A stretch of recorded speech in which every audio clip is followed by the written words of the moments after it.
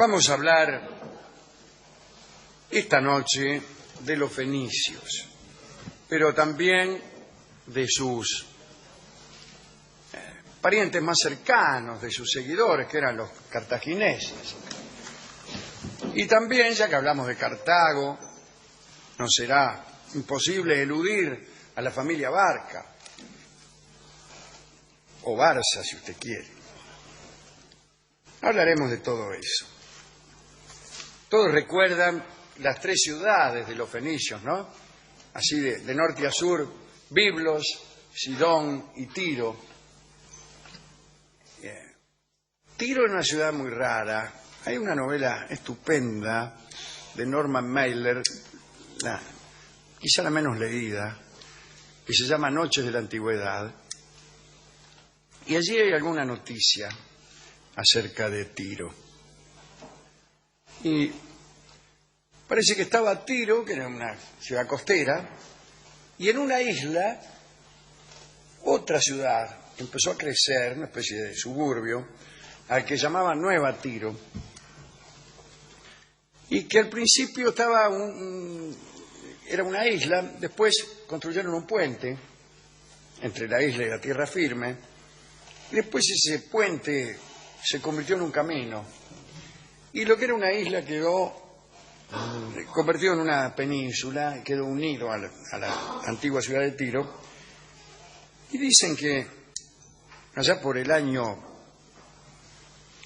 1200, 1300 antes de Cristo, aquella ciudad era muy parecida a lo que hoy es una metrópoli. Quiero decir, había la misma clase de problemas que hay aquí, en estas ciudades de hoy. Había demasiados habitantes, había hacinamiento, habían construido edificios de hasta 5 pisos. Lo hacían con una técnica rudimentaria, ¿no?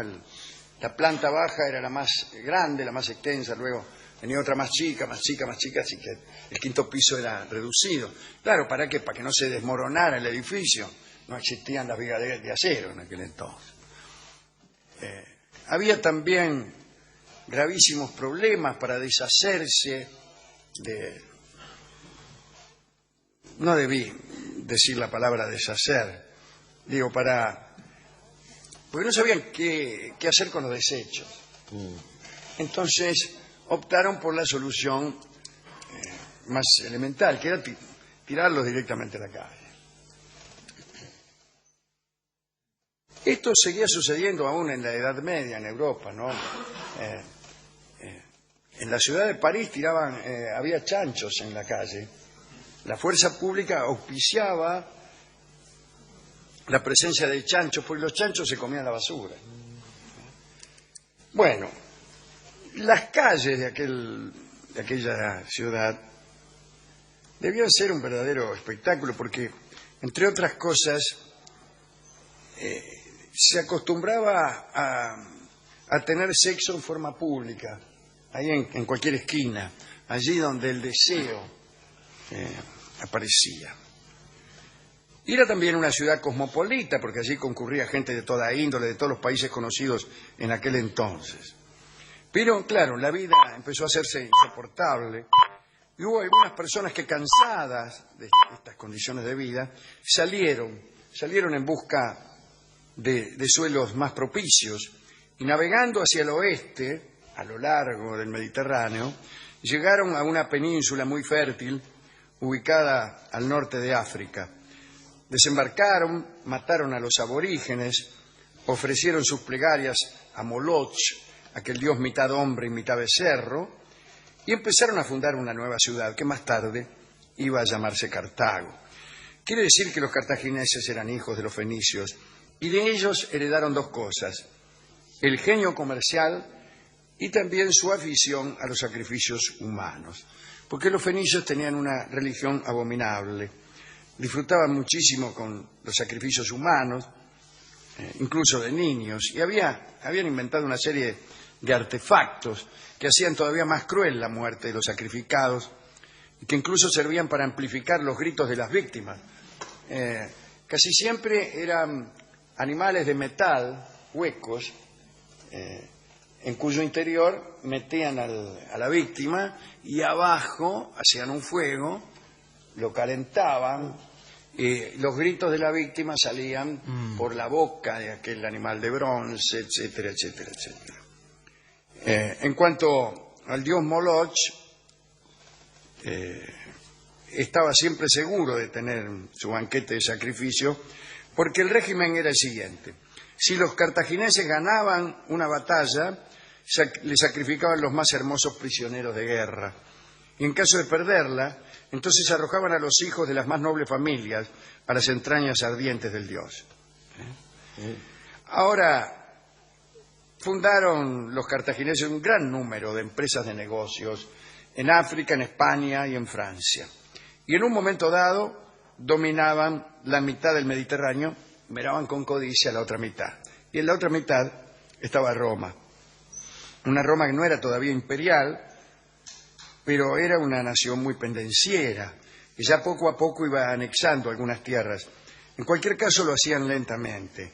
Tardaron casi 300 años en anexarse las 100 millas aledañas a Roma, pero en algún momento se descubrió que una de las dos naciones estaba de más. El caso fue que un día se armó la podrida y tuvieron lugar las guerras púnicas, que quieren decir guerras fenicias.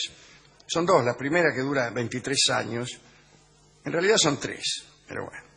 Se realizó principalmente en el mar la primera.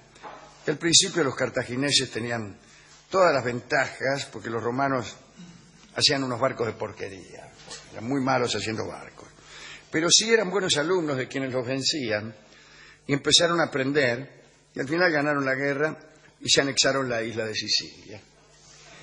El jefe de los cartagineses en esta primera guerra que perdieron fue un señor llamado Amílcar Barca. Y una noche, 7 años después de su derrota, tomó a su pequeño hijo de 9 años, que se llamaba Aníbal, lo llevó al tiempo de Baal, que era otro de los dioses horrorosos que tenían los fenicios, y allí lo hizo jurar que seguiría odiando a los romanos hasta el fin de sus días. Y efectivamente nunca olvidó Aníbal aquella promesa. Pasaron 25 años desde aquella noche, 25 años en los que hubo paz, pero en el año 218 a.C. se armó otra vez la podrida. Empezaron los romanos a mandar unas legiones a atacar España, donde estaban instalados los cartagineses. Desde luego hay ciudades de España que tienen todavía nombre fenicio. Y el ejército romano ya se iba a embarcar para el África, cuando vieron la noticia de que los cartagineses, mandados por Aníbal, habían cruzado los Alpes y estaban avanzando por las tierras del norte de Italia. ¿Se entiende? Van los romanos a España. Derrotan en varios foros a los cartagineses. Dicen, bueno, vamos a atacarlos en su tierra.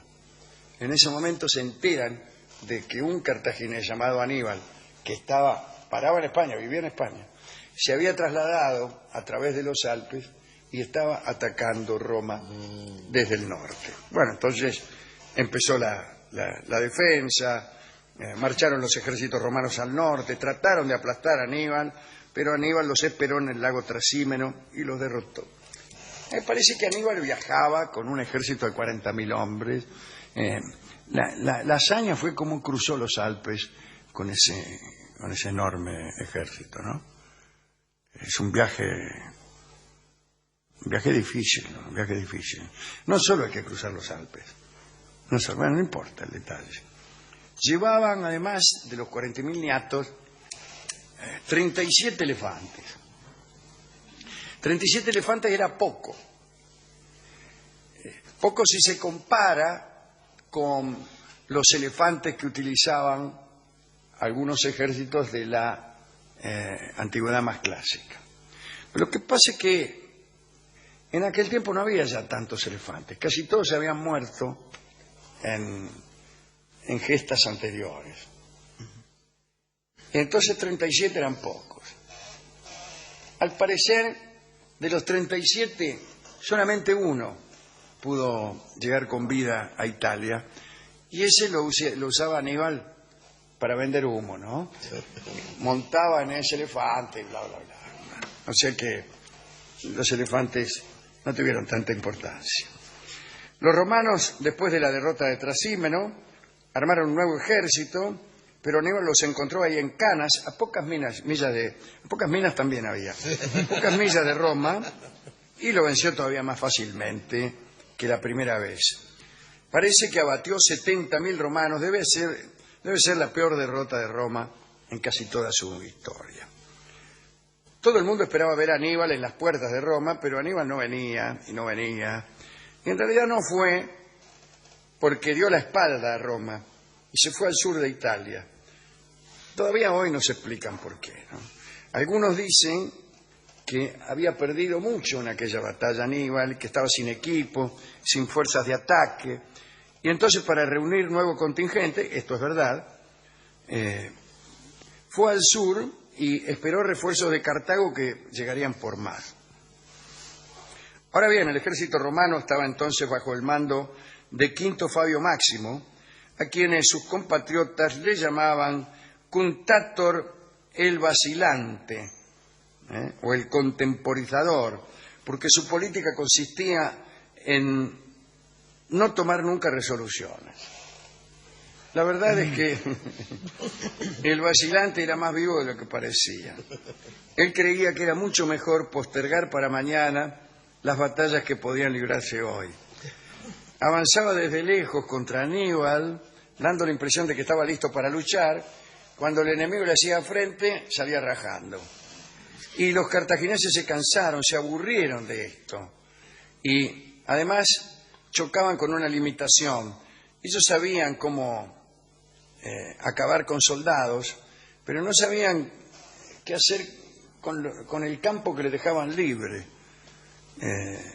Bueno, según el segundo de Aníbal, según el segundo es horrible, según el ayudante de Aníbal, Aníbal sabía vencer, pero no aprovechar la victoria. Bueno, Aníbal siguió esperando. Le dijeron que su hermano Asdrúbal iba a venir y que lo iba a ayudar con un ejército entrenado con maquinaria guerrera. Y era verdad, Asdrúbal emprendió el mismo camino que Aníbal. Vino otra vez desde España por los Alpes. Aníbal, cuando supo que Asdrúbal estaba en camino, sintió una gran alegría, se alistó para recibir a su hermano, iban a marchar juntos, pero un día llegó al campamento de Aníbal un bulto enviado por los romanos y al abrirlo encontró la cabeza de su hermano. Los romanos habían derrotado inesperadamente al ejército de Cartago y habían matado a su jefe. Y este fue un golpe mortal para las esperanzas de Aníbal. Y entonces tuvo que regresar rápidamente al África ya para defenderse de la invasión romana, ¿no? Había llegado a Italia como un hombre joven, como un gran invasor, y volvió a Cartago como un hombre desilusionado, sin fuerzas. El odio ya se había vuelto locura y desesperación. Educado en el odio contra Roma, padeció él la misma derrota que su padre al final, ¿no? Se sintió traicionado por los dioses, reunió los últimos restos de sus ejércitos, se lanzó contra los romanos, se encontró con ellos y perdió. Pidió la paz, estuvo un breve tiempo tranquilo en Cartago, pero los romanos sospecharon, y con razón, porque se encontraba preparando un nuevo golpe. Entonces pidieron su presencia en Roma. Aníbal, recordando la suerte de su hermano Asdrúbal, emprendió la fuga a Antioquía, en Asia Menor. Los romanos lo persiguieron. Era tuerto Aníbal. Era tuerto. Parece que durante esta travesía de los Alpes le agarró, no sé qué, andá a saber qué peste, se tocó por ahí el ojo con un dedo que andá a saber dónde había metido. No, por favor. Eso es lo peor que puede pasar, porque este programa es un programa de consejos. Y no nos cansamos de insistir a nuestros oyentes diciéndoles que no se toquen el ojo, etcétera. Sí. Pues si no les va a pasar como a Aníbal. Yo me había olvidado de este detalle y siempre me confundo a estos dos grandes generales, que son Alejandro y Aníbal, con este asunto. Yo creí que Aníbal, lo mismo que Alejandro, tenía un ojo de un color y otro de otro. Y no, es que era tuerto, me acaban de decir ahora. Claro. Así que el único que tenía un ojo de un color y otro de otro era Zarco, ¿le llaman? Los criollos le dicen Zarco, ¿alguno sabe esto? Al tipo que tiene un color distinto en cada ojo. Bien, pero dejemos esto.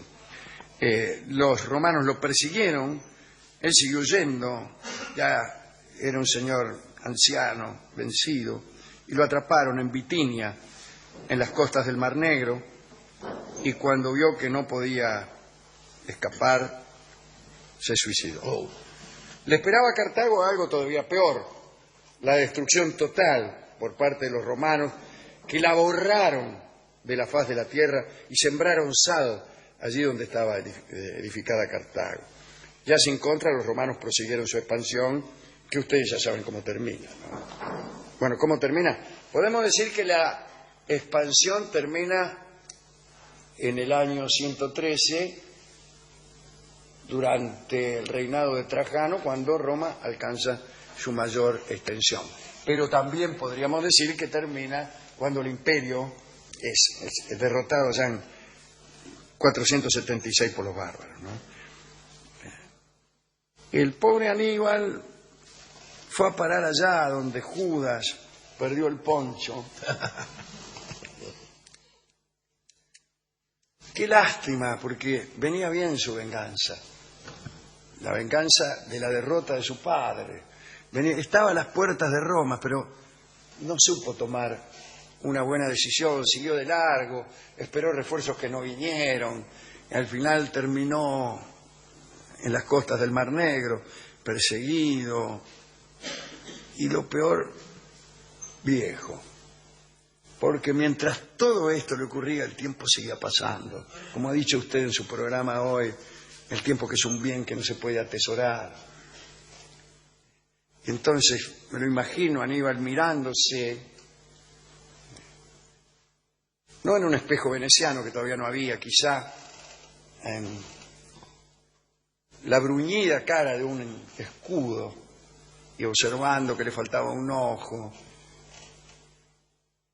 que blanqueaba en canas y que cada tristeza estaba impresa en su cara, habrá dicho: qué viejo estoy. Muchos años después, en un lugar lejano, alguien compuso un tango que también se llama Qué viejo estoy. Dirán ustedes, ¿hay una relación de causa-efecto entre la frase de Aníbal al borde del Mar Negro y el tango compuesto muchos años después? La respuesta es no. No. Lo sospechaba. Y lástima que es no. Es no en este programa. No. En otros es sí, con entusiasmo, porque se dice que todo tiene que ver con todo. Sí, señor. Sí, pero no de esa manera. Bravo. No de esa manera. Debe ser de un modo más misterioso. De un modo mucho más misterioso, más complejo, y menos personal. Y menos personal.